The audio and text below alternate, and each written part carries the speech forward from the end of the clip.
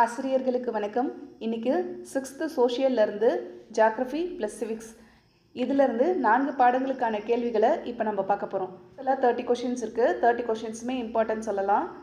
எல்லோரும் நம்மளோட test note எடுத்துகிட்டு ரெடியாக இருக்கீங்களா? கொஷின் சொல்லும்போது ஆன்சர் மட்டும் எழுதிட்டு வாங்க. ஃபைனலாக நீங்கள் எவ்வளோ மார்க்ஸ் வாங்கியிருக்கீங்க, அதாவது எத்தனை கொஷின்ஸ் கரெக்டாக ஆன்சர் பண்ணியிருக்கீங்கன்றதை செக் பண்ணிக்கலாம். பூமி தன் அச்சில் தன்னைத்தானே சுழல்வதை எவ்வாறு அழைக்கிறோம்? சுற்றுதல், சுழலுதல், தற்சுழற்சி, சம இரவு பகல். சூரிய குடும்பத்தின் மொத்த நிறையில் சூரியன் எத்தனை சதவீதத்தை கொண்டுள்ளது? 98.5%, 99.8%, 95%, 100%. கிழக்கிலிருந்து மேற்காக கடிகார சுற்று சுழலும் கோள்கள் எவை? புதன் மற்றும் வெள்ளி, வெள்ளி மற்றும் யுரேனஸ், செவ்வாய் மற்றும் வியாழன், சனி மற்றும் நெப்டியூன். பூமி தன் சுற்றுப்பாதையில் சூரியனுக்கு மிக அருகில் வரும் நிலையின் பெயர் என்ன? அண்மை நிலை, சேய்மை நிலை, அயனணைகள், சமபகல் இரவு. உறைந்த வாயுக்களால் ஆன பனிப்பந்து என அழைக்கப்படும் விண்பொருள் எது? விண்கற்கள், சிறுகோள்கள், வால்விண்மீன், துணைக்கோள். சூரிய குடும்பத்திலேயே மிகப்பெரிய துணைக்கோளான கனிமீடு எந்த கோள்களுக்கு சொந்தமானது? சனி, வியாழன், பூமி, யுரேனஸ். நமது பால்வெளி மண்டலத்திற்கு மிக அருகில் அமைந்துள்ள விண்மீன் மண்டலம் எது? ஆண்ட்ரோமெடா, மெகல்லானிக் கிளவுட்ஸ், சூரிய மண்டலம், பெருவெடிப்பு மண்டலம். நீரை விட குறைந்த அடர்த்தி கொண்டிருப்பதால் ஒரு பெரிய நீர்நிலையில் இட்டால் மிதக்கக்கூடிய கோள் எது? அதாவது நீரை விட குறைந்த அடர்த்தி கொண்ட கோள் எது? அதை தான் இப்படி கேட்டிருக்காங்க. வியாழன், சனி, யுரேனஸ், நெப்டியூன். பூமி தனது சுற்றுவட்ட பாதைக்கு எத்தனை டிகிரி கோணத்தில் சாய்ந்து காணப்படுகிறது? 23.5 டிகிரி,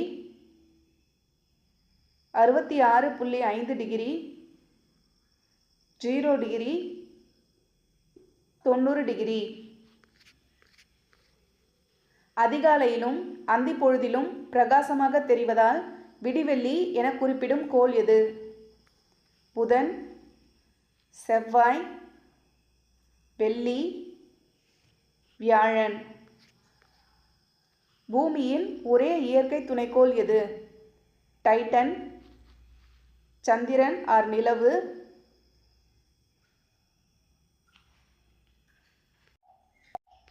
ஐஓ, கனிமீடு. சூரிய ஒளியானது பூமியை வந்தடைய எடுத்துக்கொள்ளும் நேரம் சுமார் எவ்வளவு? 5 நிமிடங்கள், 8 நிமிடங்கள் 20 வினாடிகள், 10 நிமிடங்கள், 12 நிமிடங்கள். இரட்டை கோள்கள் என்று அழைக்கப்படும் கோள்கள் எவை? புதன் மற்றும் வெள்ளி, பூமி மற்றும் வெள்ளி, செவ்வாய் மற்றும் வியாழன், சனி மற்றும் யுரேனஸ். உருளும் கோள் என்று அழைக்கப்படுவது எது? யுரேனஸ், நெப்டியூன், சனி, வியாழன். செவ்வாய்க்கோளை பற்றி ஆராய இஸ்ரோ அனுப்பிய விண்கலம் எது? சந்திராயன், மங்கள்யான், ஆதித்யா, ககன்யான். உலகின் மிகப்பெரிய மற்றும் ஆழமான பெருங்கடல் எது? இந்திய பெருங்கடல், அட்லாண்டிக் பெருங்கடல், பசிபிக் பெருங்கடல், ஆர்க்டிக் பெருங்கடல். நிலசந்தி என்பது என்ன? இரண்டு பெரிய நிலப்பரப்புகளை இணைக்கும் ஒரு சிறிய நிலப்பகுதி. இது நல்லா கொஞ்சம் கவனிங்க. இரண்டு பெரிய நீர்நிலைகளை இணைக்கும் ஒரு சிறிய நீர் சந்தி. கடலால் சூழப்பட்ட நிலப்பகுதி. மூன்று பக்கம் நீரால் சூழப்பட்ட நிலப்பகுதி. நிலசந்தி என்பது என்ன? இதுக்கான ஆன்சர் எதுன்றதை கரெக்டாக போடுங்க. உலகின் மிக உயரமான சிகரம் எது? K2 காட்வின் ஆன்ஸ்டீன், எவரெஸ்ட் சிகரம், கஞ்சன்ஜங்கா, ஆனைமுடி. உலகின் கூரை என்று அழைக்கப்படும் பீடபூமி எது? தக்கான பீடபூமி, திபெத் பீடபூமி, மாலவ பீடபூமி, சோட்டா நாக்பூர் பீடபூமி. பாக் நீர்சந்தி எதனை இணைக்கிறது? வங்காள விரிகுடாவையும் அரபிக்கடலையும், பசிபிக் மற்றும் அட்லாண்டிக் பெருங்கடலை, வங்காள விரிகுடாவையும் பாக் வளைகுடாவையும், செங்கடலையும் மத்திய தரைக்கடலையும். இந்தியா ஒரு டேஷ் என்று அழைக்கப்படுகிறது. தீவு, தீபகற்பம், துணைக்கண்டம், கண்டம். இந்தியாவை இனங்களின் அருங்காட்சியகம் என்று குறிப்பிட்ட வரலாற்று ஆசிரியர் யார்? V.A. Smith, Jawaharlal Nehru, Mahatma Gandhi, doctor P.R. Ambedkar. வேற்றுமையில் ஒற்றுமை என்ற சொற்றொடர் இடம்பெற்றுள்ள நூல் எது? Thirukkural, Discovery of India, Silappathikaram, Manimekalai. இந்தியாவில் செம்மொழியாக தமிழ்மொழி அறிவிக்கப்பட்ட ஆண்டு எது? 2002, 2004, 2005, 2006. பிஹு திருவிழா எந்த மாநிலத்தில் கொண்டாடப்படுகிறது? தமிழ்நாடு, பஞ்சாப், அஸ்ஸாம், கேரளா. பாரபட்சம் என்பது எதனை குறிக்கிறது? மற்றவர்களை பற்றி நேர்மறையாக முடிவெடுப்பது, மற்றவர்களை பற்றி எதிர்மறையான அல்லது தவறான முடிவெடுப்பது, அனைவரையும் சமமாக நடத்துவது,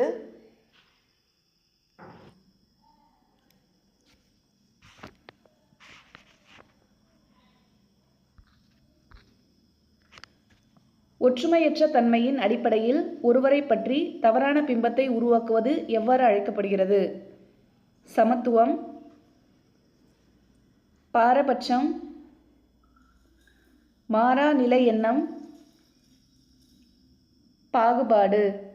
ஒற்றுமையற்ற தன்மையின் அடிப்படையில் ஒருவரை பற்றி தவறான பிம்பத்தை உருவாக்குவது எவ்வாறு அழைக்கப்படுகிறது?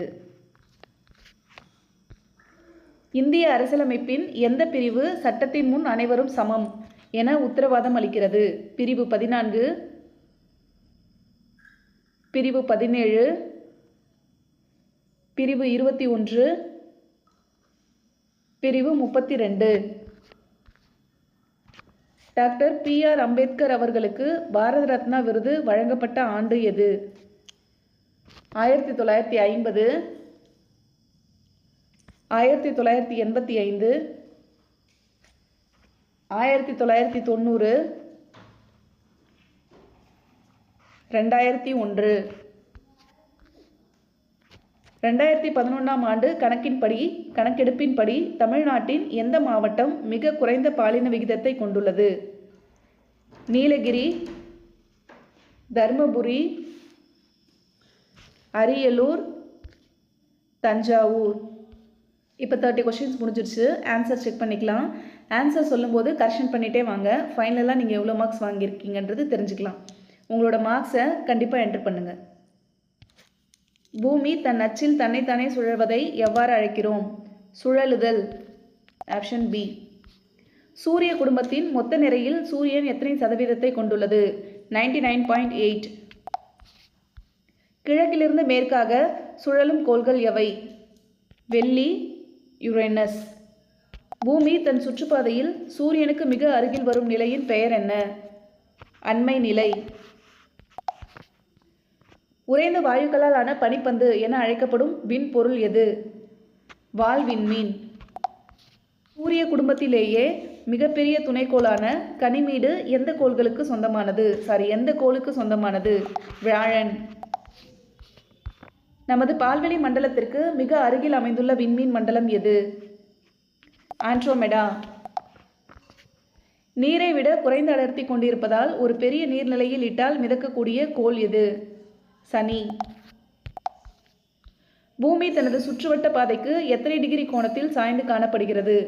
66.5 டிகிரி. அதாவது அச்சில் சாய்வில் 23.5 டிகிரி. சுற்றுவட்ட பாதையோடு ஏற்படுத்துகிற கோணம் தான் 66.5 டிகிரின்னு சொல்கிறாங்க. அதிகாலையிலும் அந்தி பொழுதிலும் பிரகாசமாக தெரிவதால் விடிவெள்ளி என குறிப்பிடப்படும் கோள் எது? வெள்ளி. பூமியின் ஒரே இயற்கை துணைக்கோள் எது? நிலவு. சூரிய ஒளியானது பூமியை வந்தடைய எடுத்துக்கொள்ளும் நேரம் சுமார் எவ்வளவு? இந்த கொஷின் ரொம்ப இம்பார்ட்டன்ட். ஏன்னா ஃபஸ்ட்டு டெட்லேயே கேட்டிருந்தாங்க. அதாவது முதல்ல டெட்டு வச்சாங்க இல்லைங்களா, அப்பயே கேட்ட கொஷின் இது. அடிக்கடி கேட்டும் இருக்காங்க. 8 நிமிடங்கள் 20 வினாடிகள். இரட்டை கோள்கள் என்று அழைக்கப்படும் கோள்கள் எவை? பூமி மற்றும் வெள்ளி. உருளும் கோள் என்று அழைக்கப்படுவது எது? யுரேனஸ். செவ்வாய் கோளை பற்றி ஆராய இஸ்ரோ அனுப்பிய விண்கலம் எது? மங்கள்யான். உலகின் மிகப்பெரிய மற்றும் ஆழமான பெருங்கடல் எது? இந்த கொஷினும் இம்பார்ட்டன்ட். பசிபிக் பெருங்கடல். நிலசந்தி என்பது என்ன? 2 மிகப்பெரிய நிலப்பரப்புகளுக்கு இடையே இணைக்கும் ஒரு சிறிய நிலப்பகுதி.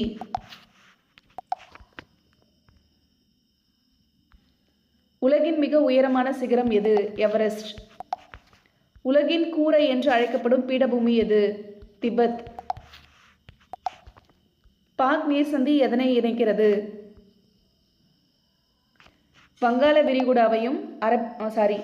விரிகுடாவையும் பாக் வளைகுடாவையும். Option C. இந்தியா ஒரு தீபகற்பம். இந்தியாவை இனங்களின் அருங்காட்சியகம் என்று குறிப்பிட்ட வரலாற்று ஆசிரியர் யார்? B.A. ஸ்மித். வேற்றுமையில் ஒற்றுமை என்ற சொற்றொடர் இடம்பெற்றுள்ள நூல் எது? Discovery of India. இந்தியாவின் செம்மொழியாக தமிழ் மொழி அறிவிக்கப்பட்ட ஆண்டு எது? 2004. பிஹு திருவிழா எந்த மாநிலத்தில் கொண்டாடப்படுகிறது? அஸ்ஸாம். பாரபட்சம் என்பது எதனை குறிக்கிறது?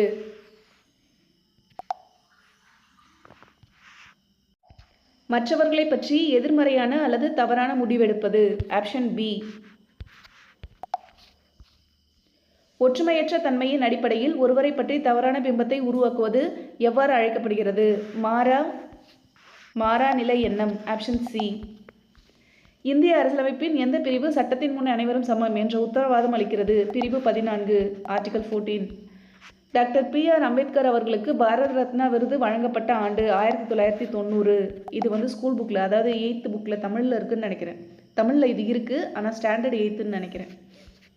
2011ஆம் ஆண்டு கணக்கெடுப்பின்படி தமிழ்நாட்டின் எந்த மாவட்டம் மிக குறைந்த பாலின விகிதத்தை கொண்டுள்ளது? தர்மபுரி. இப்போ டோட்டலாக 30 கொஷின்ஸ் முடிஞ்சிருச்சு. எவ்வளோ மார்க் ஸ்கோர் பண்ணியிருக்கீங்கன்றத கண்டிப்பாக கமெண்ட்டில் சொல்லுங்கள். மார்க் என்ட்ரு பண்ணும்போது, அதாவது கமெண்ட்டில் மார்க் என்ட்ரு பண்ணும்போது நெக்ஸ்ட் டைமும் ஃபுல் மார்க் கண்டிப்பாக எடுப்பேன் அப்படின்னு சொல்லிட்டு என்ட்ரு பண்ணுங்கள். நிச்சயமாக நல்ல மார்க் ஸ்கோர் பண்ணுவீங்க. 6th தமிழ் ஃபஸ்ட்டு டேர்முக்கான கொஷின்ஸ் அப்லோட் பண்ணியிருக்கு. அதையும் டெஸ்ட் எழுதி பாருங்கள். கொஷின்ஸ் ரொம்ப தரமானதாக இருக்கும். நிறைய டெஸ்ட் எழுதுங்க. டெஸ்ட் எழுதக்குள்ளே தான் நீங்கள் எந்த லெவலில் இருக்கீங்கன்னு உங்களுக்கு தெரியும். அது மட்டும் இல்லாமல் நீங்கள் படித்ததையும் ரிவைஸ் பண்ண முடியும். சரிங்களா? இந்த டெஸ்ட் உங்களுக்கு யூஸ்ஃபுல்லாக இருந்ததுன்னா ஒரு லைக் கொடுத்து ஹைப் கொடுங்க. மறக்காமல் உங்கள் ஃப்ரெண்ட்ஸ்க்கும் ஷேர் பண்ணுங்கள். நல்லதை செய்வோம், நல்லதே நடக்கும். நன்றி.